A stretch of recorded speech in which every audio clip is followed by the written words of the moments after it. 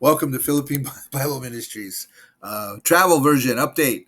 Um, this is the one of the first do-overs I've actually done, so this is a take two. I had a brain fart there at the end, and I just lost my way.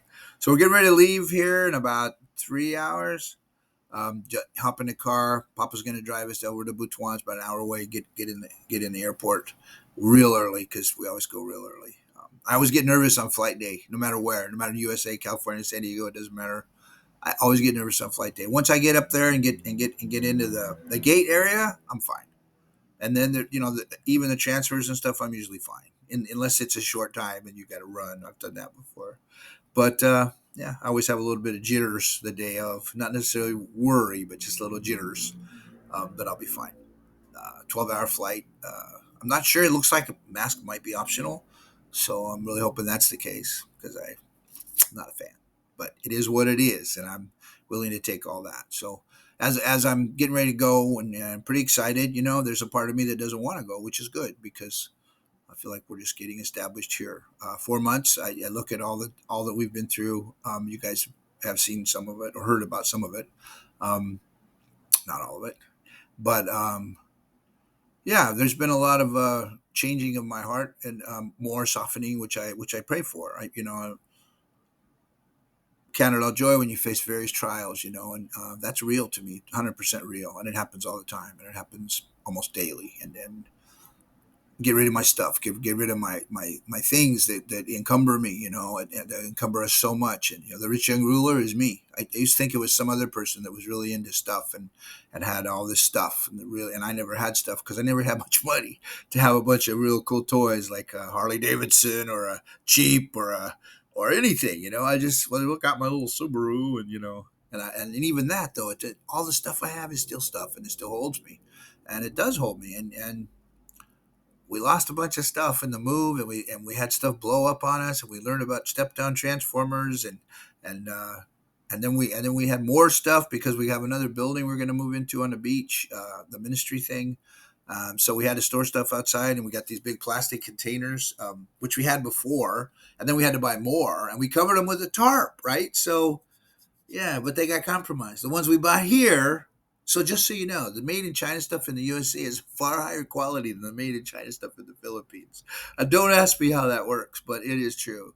Because how does water go through a tarp and then get into a sealed plastic container? But I had like stuff like this much water in the bottom of one of them. It was all full of pictures. So we lost some pictures from one of my sons. We lost stuff as is normally been happening, and I wasn't even impulsed by it this time. Not that I don't love my son and my pictures. That's not the point. I'm just saying I've learned to give it up because at the end of the day, when all that stuff's going to be gone one day, and I will be with the Lord in eternity, and that's where I try to focus my life and focus my future. So in the last 4 months, I've learned to.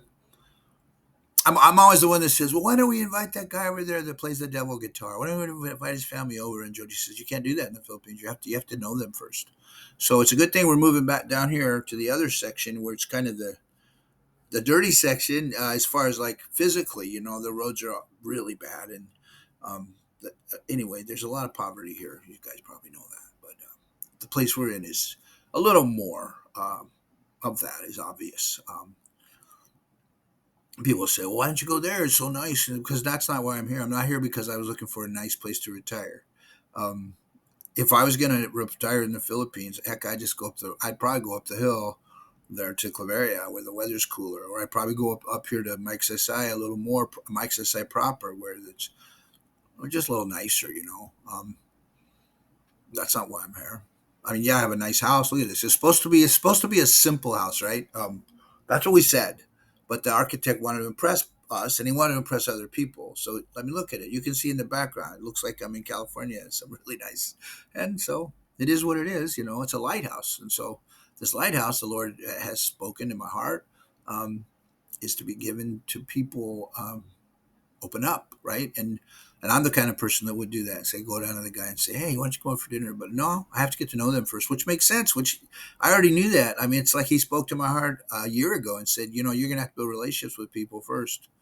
It's not about going over there and having a program and showing up and saying, okay, we're gonna do a 3-day ministry. We're gonna get our pamphlets out on our guitars and tell them about Jesus and give them a nice supper and give them some shoes or something. And yay, we just did something for Jesus. And then you're gone. And then 5 minutes later, they don't even care. It's like, who are you? You have to have a relationship with people if you're going to help them change their lives. If they're going to believe in you, they have to see something, right? All the people, I have friends that I love dearly that we don't agree, obviously, on it. Nobody agrees with me on everything, especially the Lord.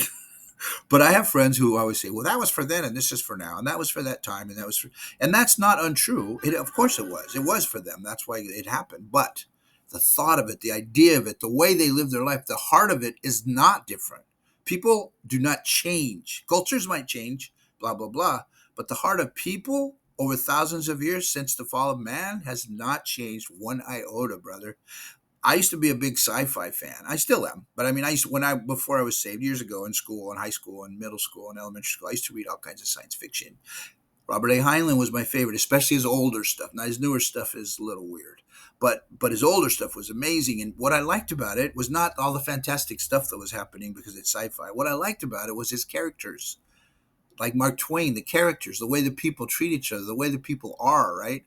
Because people don't change. People are timeless in that way, right? So that's the same thing now.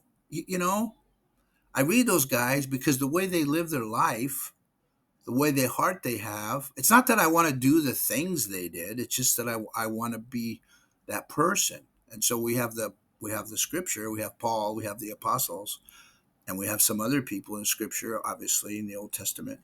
And we also have these wonderful people that I feel like are my friends and the heart they had. It's like, so what? So people will say, well, that was for then and this was for now. Like what? So now is not as important, or now is not as powerful, and for some reason God would. So when there's 300 million people on the earth 2,000 years ago, Jesus comes, right?